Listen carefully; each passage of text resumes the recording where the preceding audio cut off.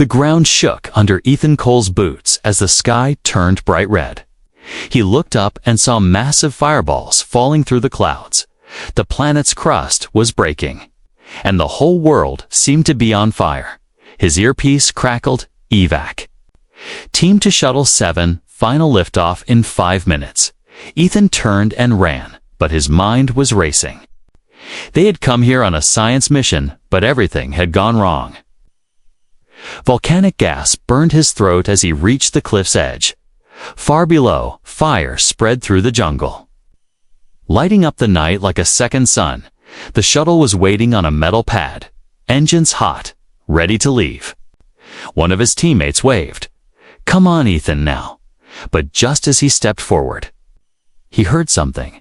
A sound, faint but clear, a cry. Not human, but young and terrified. He turned toward the sound, heart pounding. "No, don't. Someone!" shouted behind him. "We don't have time." But Ethan didn't listen. He ran back into the smoke and fire. He pushed through the burning bushes. Following the voice, rocks crashed down around him. Trees burst into flame.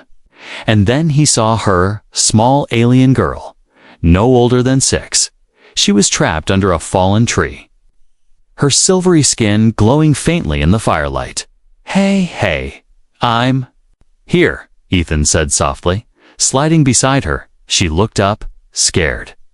Her eyes wide and shining blue. He lifted the tree with all his strength. Grunting with pain, she scrambled out, coughing, and clung to him immediately. "Let's get out of here," he whispered. Picking her up in his arms, the path back was even worse. The earth cracked beneath his feet, and flames danced around them. He held her close and ran, every muscle burning. The shuttle was about to launch, its engines screaming. "Hold it," Ethan shouted through the comm. "I've got a child." The ramp stayed open just long enough. He jumped in as the ground behind them crumbled into lava. The doors sealed shut, and the ship roared into the sky. Ethan dropped to his knees. Still holding the girl, she was crying softly, her face buried in his chest. "It's okay," he said, gently stroking her hair. "You're safe now." The crew stared in silence, shocked, and then came the sound of metal boots walking toward him. He looked up, and his breath caught. Standing before him was a tall alien woman, regal and glowing with power. Her skin was the same silver blue. Her long hair like strands of light. She knelt beside the girl and checked her quickly. Then her eyes locked onto Ethan's. "You saved my daughter," she said, in a voice that echoed in the chamber. Ethan nodded slowly, unsure what to say. The alien woman placed her hand over her heart and bowed her head. "Our laws are ancient and sacred," she said. "To save a royal child during planetary death means you are now bound to her." Ethan blinked, confused. "Bound? To ya? Mean?" She stood, taller than any human woman he had ever seen. "By our law, you have become her protector," she said, "and by extension, mine." The words hit him like a blast of cold air. "Wait, what?" he whispered. I only saved her." She stepped closer, her eyes glowing like twin stars. "You have done more than save," she said. "You risked your life to carry my blood through death and fire. You are now joined to us, human." A long silence followed. Then the little girl looked up at him and said softly, "Father." Ethan froze. His crew stared, unsure if they should speak. The alien woman placed her hand on the girl's shoulder and nodded. "Yes, child," she said gently. "This human is now part of us." The shuttle moved through space, away from the dying planet. Below them, the world cracked apart like a broken shell. Ethan looked through the window at the firestorm below. He had come here for research, but he had just stepped into something far bigger than himself. Behind him, the alien woman spoke again. "You may refuse," she said, "but if you do, we..." We'll be exiled forever. Ethan looked at the little girl, clinging to him. He couldn't speak, not yet. He just stared down at her small face. The way she trusted him completely, he didn't understand the law. But he understood one thing: he couldn't leave them now. And somewhere deep in his chest, a strange new feeling began to grow. Not fear, not duty, something else, something stronger, something he didn't have words for, not yet. Ethan sat on the edge of his bed aboard the orbital station, staring at the floor. His hands were still dirty from the rescue. His muscles ached, but his mind refused to rest. He kept replaying the alien woman's words in his head. "You are now bound to us," she had said. But what did that really mean? The door slid open with a soft hiss, and she entered. Tall, graceful, glowing virile. Mother of the girl he had saved. She didn't smile. She didn't threaten. She simply stood in the doorway. Her arms crossed and her glowing eyes locked on his. "I thought you might have questions," she said calmly. Ethan stood slowly, unsure how to talk to a queen. "I don't even know your name," he said, "or your people's laws." "I am Varel of the House Lumerin," she said.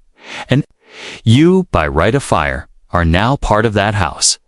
Ethan blinked. "Because I saved Lyra." She nodded. "You risked death, went against orders, and carried my daughter through the fire." He shrugged. "Any decent person would have done that." "No," she said sharply, stepping closer. "Not everyone would." Ethan sat back down, running a hand through his hair. "So what does this bond mean?" Virel paused, as if measuring her next words carefully. "You are now her protector," she said. "Her guardian, until she comes of age." "That much I understand," Ethan said. "But what about you?" Her gaze softened just a little. "On our world," she said slowly, "a bond of survival includes both child and mother. If the one who saves them is male and without family, the law binds him as consort." Ethan's eyes widened. "Consort," he repeated. "You mean married?" "In our law, yes," she replied, "though not in the human sense. It means shared duty, shared honor, and shared name." He stood, stunned. "Look, I didn't do this to marry anyone," he said honestly. Virel tilted her head. "Do you reject the bond?" He hesitated, glancing at the small bundle of silver hair curled on the nearby couch. Lyra, fast asleep. "I don't want to cause harm," he said, "but I'm just a scientist, not a king." Virel stepped closer, her voice quieter now. "If you reject it, we are exiled," she said. "Lyra will grow up with shame, and I will lose my rank. Our people believe this law comes from the stars. It cannot be broken without price." Ethan felt a weight on his chest. He hadn't chosen this, but now it felt like the choice would define everything. He looked again at Lyra, her tiny hand clutching the blanket. Her breathing soft and steady. She had called him father. Not because someone told her to, but because he had saved her, protected her. The door buzzed again, this time revealing a group of tall figures dressed in shimmering robes. The delegation from the Galactic Kinship Council, one of them, with hard blue eyes, stepped forward and spoke directly to Ethan. "Human, are you aware of the consequences of this bond?" Ethan nodded slowly. "Are you willing to honor the pact, as stated in our Star Code law?" Before he could answer, Virel stepped forward. "I claim this human under Right 247B," she said firmly. "He is not chosen, but he is not refused." The council murmured among themselves, then nodded. "The human will be given one galactic cycle to decide," said the elder. "But until then, the bond remains active." They left as quickly as they had come, leaving the room silent again. Ethan turned to Virel. "So I have time?" "Yes," she said. "One cycle, one galactic year. In that time, you must show whether you are truly part of us." He let out a slow breath. "Fine," he said. But I want to know everything.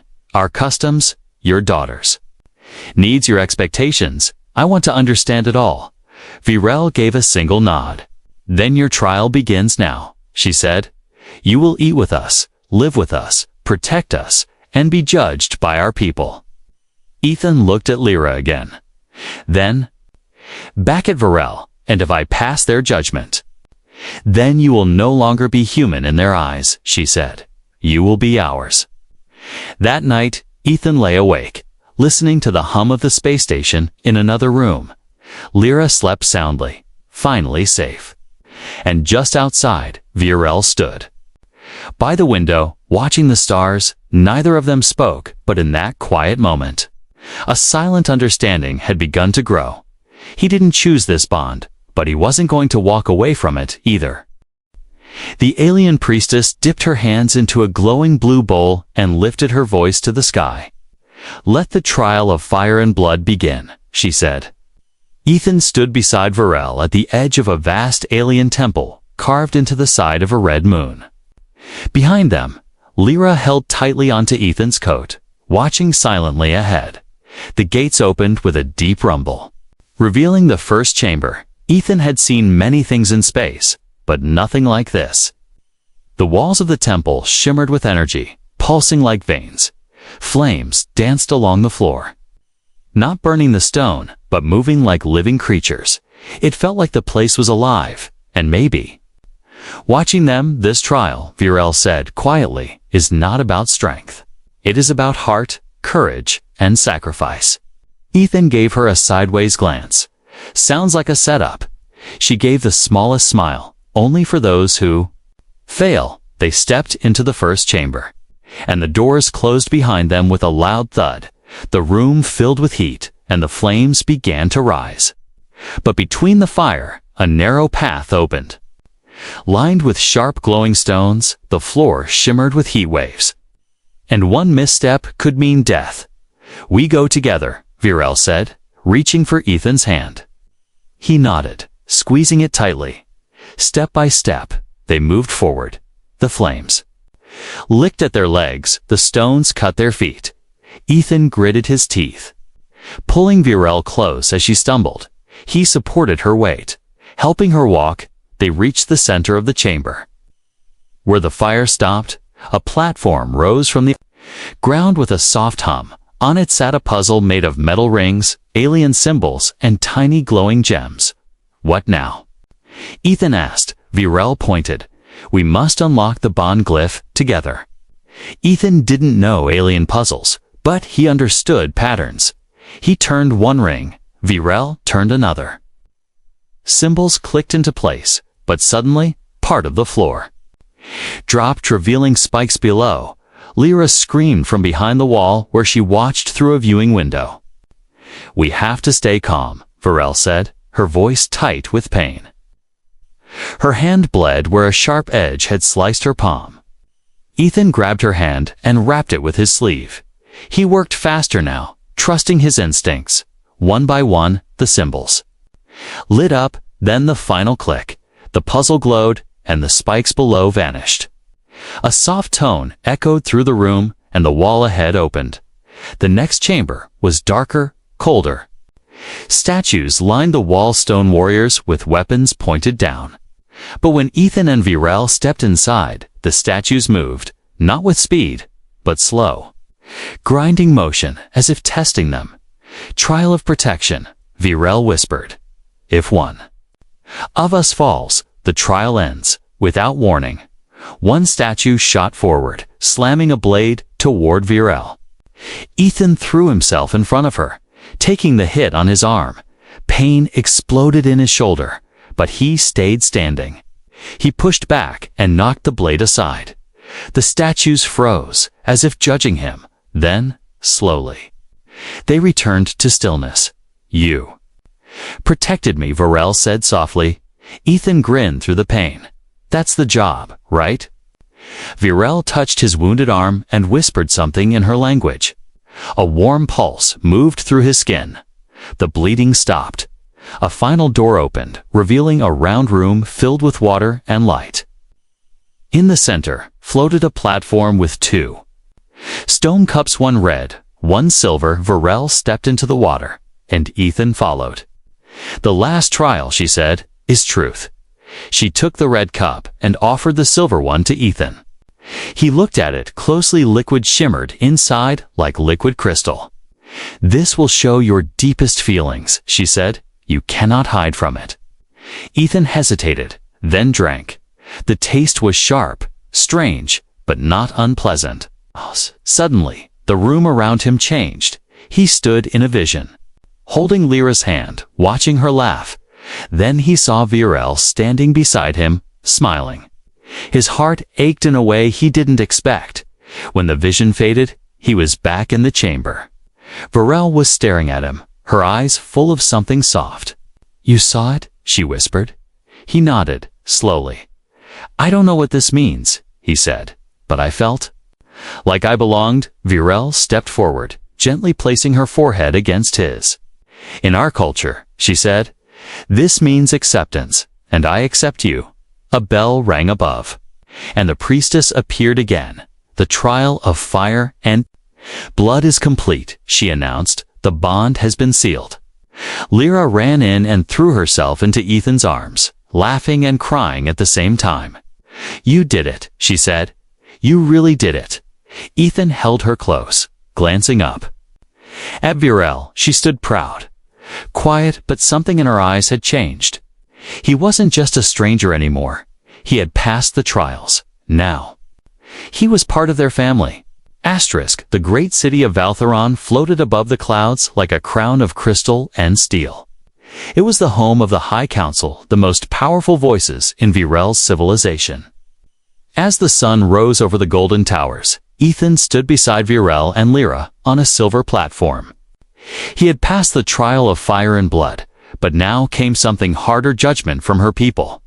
Around them, tall aliens in ceremonial robes watched with cold, unreadable eyes. Virel whispered, "Speak carefully, Ethan." He nodded, heart pounding. He had been through fire, pain, and visions, but he had never stood before royalty like this.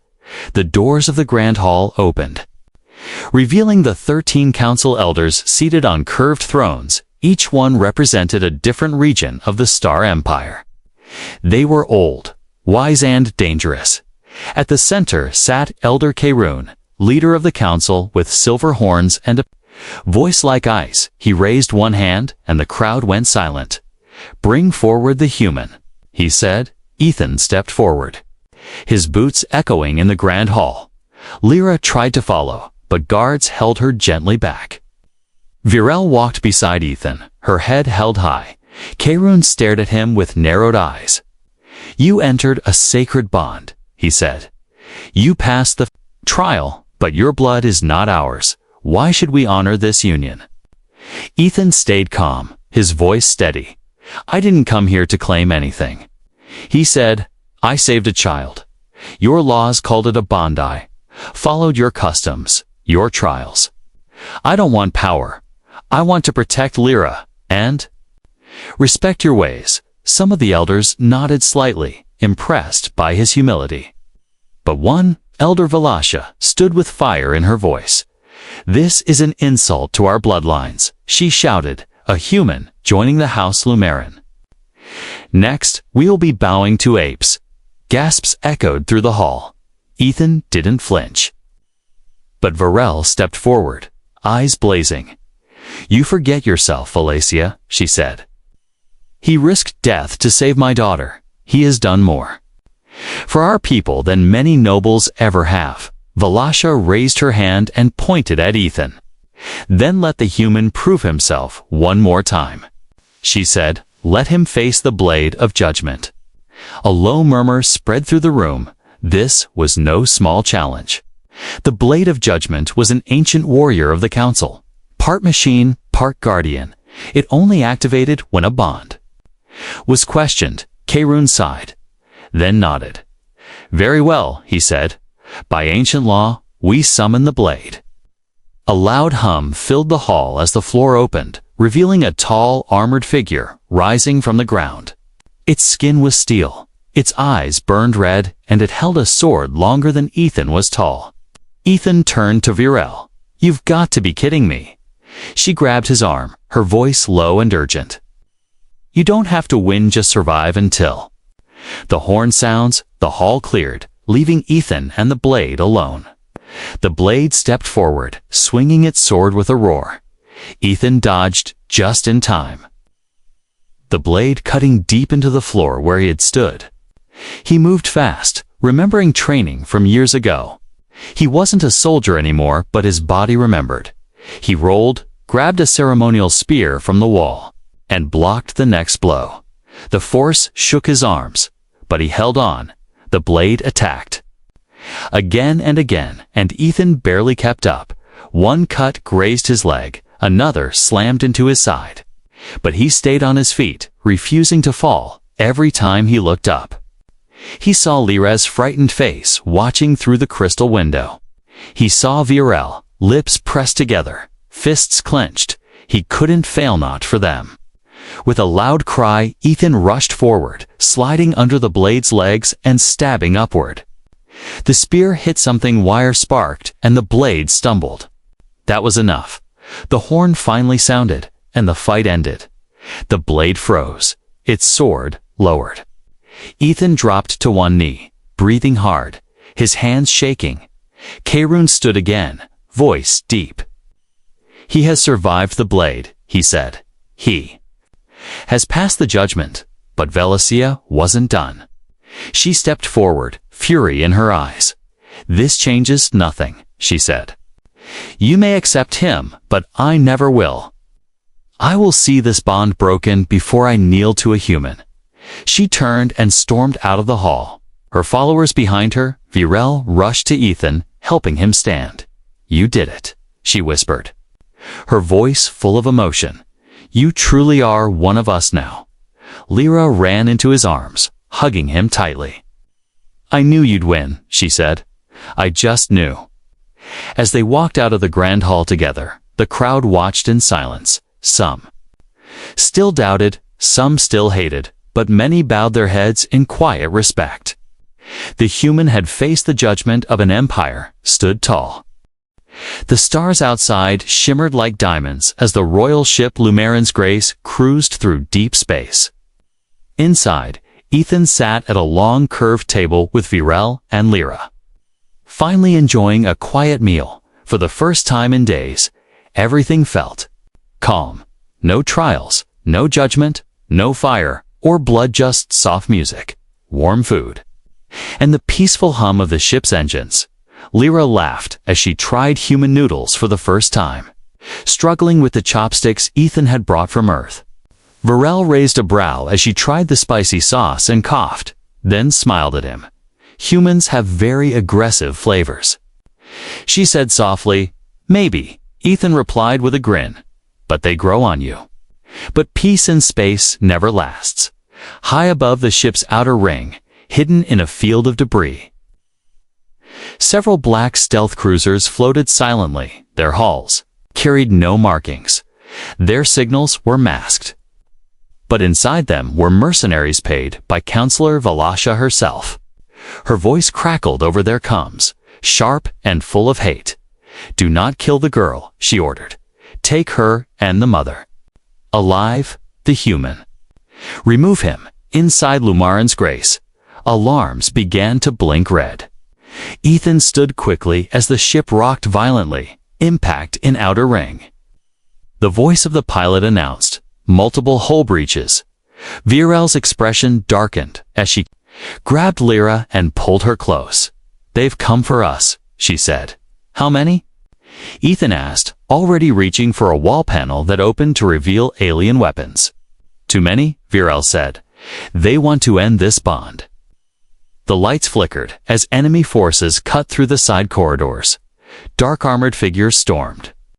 Inside, carrying plasma blades and pulse rifles, Ethan pulled Lyra behind a thick console, turned, and opened fire with the alien weapon. Despite never using one before, he hit two enemies cleanly. Virel fought beside him, her every move elegant and deadly. She moved like a dancer, blade in hand. cutting through attackers with silent fury. But the mercenaries were trained, fast, and well paid. Ethan took a blast to the shoulder and fell hard, groaning in pain. One enemy rushed for Lyra. Arms outstretched, she screamed, and Ethan moved without thinking. He grabbed a fallen enemy's blade and threw it like a spear. Striking the attacker in the chest, Lyra ran back into his arms, crying. "I won't let them take you," he whispered, bleeding and gasping. Virel reached them, wounded and breathless. "We have to get to the escape corridor," she said. Ethan nodded, lifting Lyra in one arm while pressing the other against his injured side. They moved quickly through narrow service tunnels, the sound of boots echoing behind them halfway. There, a heavy door dropped between them. Ethan and Lyra were on one side, Virel on the other. "Keep going," she shouted, hitting the control panel. "No," Ethan yelled. "We stay together," but the door wouldn't open. Through the small window, Virel met his eyes. "I'll draw them away," she said. "Take her to safety," before he could argue. She was going running back toward the fight. Ethan turned and ran with Lyra, heart pounding. They reached the secondary escape bay, but the controls were locked. Ethan forced them open using brute strength and panic. He placed Lyra inside the pod and sealed her in. "I'm going back for your mother," he said. "No," she cried, tears pouring down her cheeks. "Don't leave me." He touched the glass gently. "Your mom is a warrior," he said. "She find us, just stay safe." Then he turned and ran, ignoring the pain in his side. The hallway was full of smoke and sparks. He followed the sound of plasma fire and shouting until he saw Hervir surrounded and wounded. She had taken down 6, maybe more. But her blade was broken now. Ethan didn't stop to think. He tackled one of the attackers, grabbed his rifle, and fired into the rest within seconds. The hallway was silent again. Virel collapsed to her knees, coughing blood. Ethan caught her. Before she fell, "You idiot," she whispered. "You should have left." "I told you already," he said. "I don't leave family behind." He lifted her in his arms and walked, step by step, back to the escape pods. Blood dripped from both of them, and the lights kept flashing red. By the time they reached the bay, Lyra had already forced the pod door back open. She ran to them, crying, hugging them both. Ethan placed Virel inside gently, then climbed in, sealing the hatch. The pod launched, flying them away from the ruined ship. As it exploded behind them, Lyra sat in Ethan's lap, her small hands wrapped around his neck.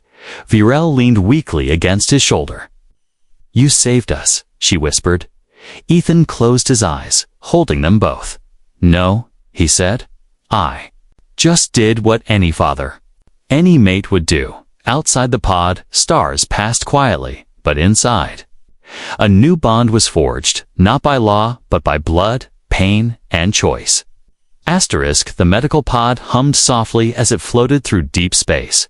Inside, Ethan lay motionless, his skin pale, his breathing shallow. Lyra sat beside him with wide, frightened eyes, holding his hand tightly. Virel sat on the opposite side, her wounds treated by the pod systems. But her heart full of worry. "He lost too much blood," she whispered to herself. But this was more than injurious. Something was happening inside him. Something ancient, something unexpected. The healing system pulsed brighter, detecting something strange in Ethan's DNA.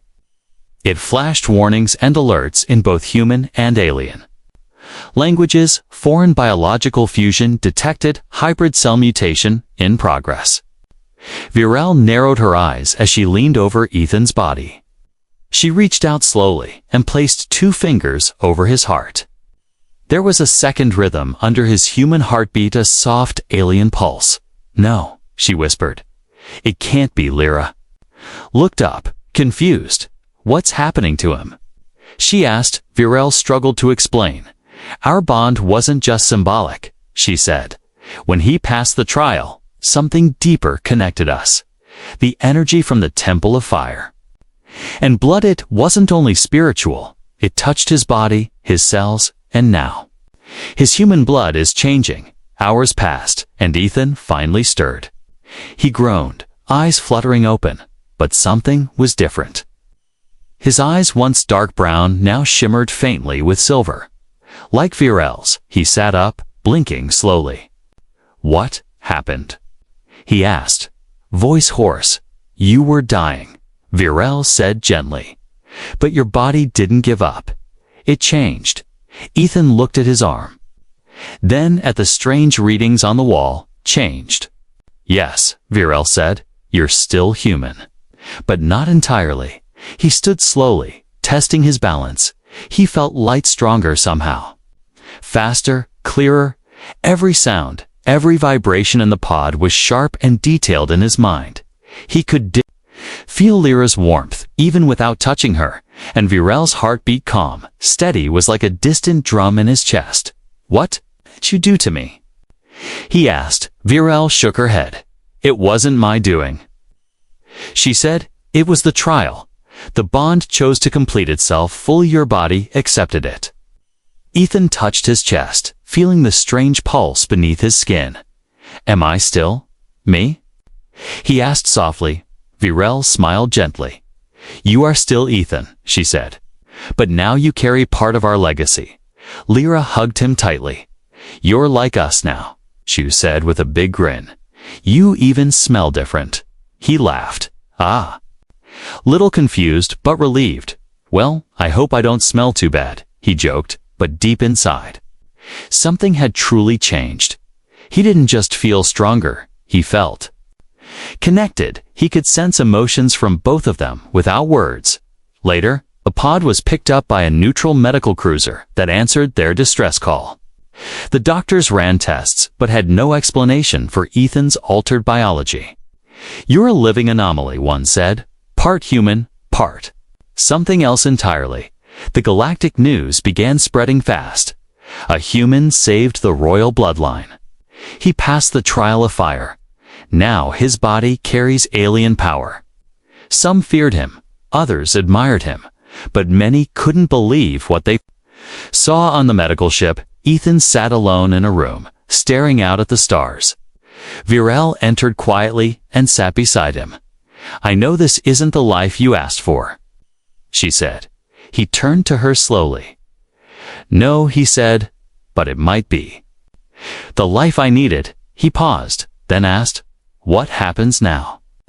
Virel looked out at the stars as well. "The council will hear of this," she said. "Some will call you a miracle, others will call you a threat." Ethan sighed. "Of course they will, but I'm not leaving you too. Not after everything." She smiled again, this time more openly. "You were never just a protector," she said. "You've become part of our family." Suddenly, a voice came through the intercom. "Message incoming from the High Council." Ethan and Virel exchanged a glance. "What now?" he asked. The screen lit up with the seal of the council, and Karune's cold face appeared. "We acknowledge the survival of Virel and Lyra," he said, "and we are aware of the human's transformation. We invite the bonded family to return to Valtherin." He continued, "to stand before the people. Some demand your recognition, others demand your removal." Ethan stood slowly, his hand tightening into a fist. "I'm done running," he said. "If they want me to stand before them, then fine. Kea, I'll show them what a human is." Virel stood beside him, and Lyra ran to his side. Together, they looked strong and breakable, not just a rescued child, not just a royal mother, not just a changed man. They were something new, something dangerous to those who feared change, and something beautiful to those ready to believe in unity. The great hall of Valtherin had never been this full. Thousands of alien nobles, soldiers, scholars, and common citizens gathered in silence above them. Banners of the royal house shimmered like light through water, but the air was tense half. The crowd watched in awe, while others held back with suspicion and fear. A long bridge of light stretched across the hall, leading to the throne platform. And on that bridge walked Ethan, dressed not in armor, but in a simple cloak gifted by VRL. Lyra walked beside him, proudly holding his hand. And on the other side, VRL, tall and graceful, her crown returned to her brow. Drums began to beat slowly, a rhythm that echoed across the chamber, high. Above, the Council of 13 watched from their tall golden thrones. Karun sat in the center, expression unreadable. Beside him, Velacia glared silently, her jaw tight with anger. A voice rang through the air. "Today, we judge not only a man," said Karun, "but a future, a human, has entered the sacred bond. Passed our trials, survived betrayal, and returned changed. Some call him invader." The elder continued, "Others call him savior. So we ask, who is Ethan Cole?" Ethan stepped forward alone, standing in the center of the light. The drums stopped, and all was still. "I didn't come to your world to take anything," he said clearly. "I came on a mission of peace, science, and discovery." But when everything collapsed, when the sky turned red, and your world burned, I chose not to run. "I saved a child," he continued, "and that choice changed everything." He looked up at the council. "You gave me trials, and I passed them. You gave me pain, and I stood through it. You gave me a family, and I protected them with everything I had. I may not have alien blood," he said, voice strong, "but I have something else. Heart, loyalty, and now part of your spirit lives inside me." The crowd began to stir, some nodding, others whispering. Karun raised a hand to silence them. "Your actions are undeniable," he said. "But there is one final choice. You may leave with honor, free of shame," he said, "or you may take the final vow and stand not only as bonded consort, but as rightful protector of House Lumeron." Ethan turned toward VRL and Lyra. The little girl looked up at him, eyes full of hope. VRL gave a slow, quiet nod. He stepped forward and knelt. "Not as a soldier, but as a man, I choose to stay," he said. "I take the vow." A new light beamed down on him, forming ancient symbols on the floor. The priestess appeared, speaking words older than memory. She placed a glowing mark on his chest, one that shimmered with the colors of fire and blood. "You are now Ethan of House Lumeron," she said, "protector, consort, and bearer of the new flame." The crowd exploded with sound cheers, gasps, and even weeping. Velacia stood suddenly and shouted, "This is a mockery," she yelled. "He is still human, still an outsider."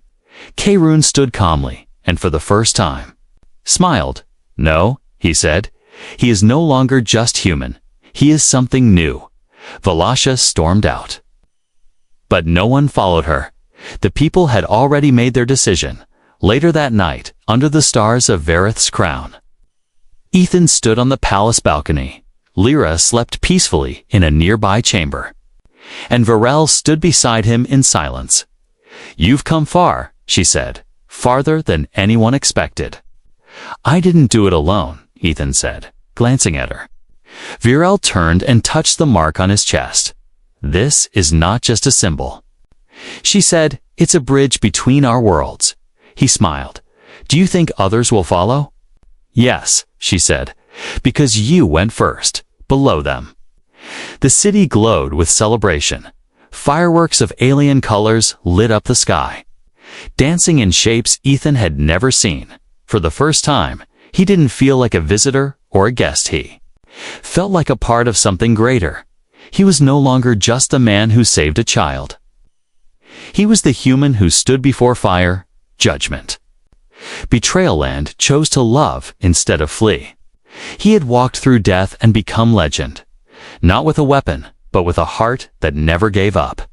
And far across the stars, in places he would one day visit, whispers of his name had already begun.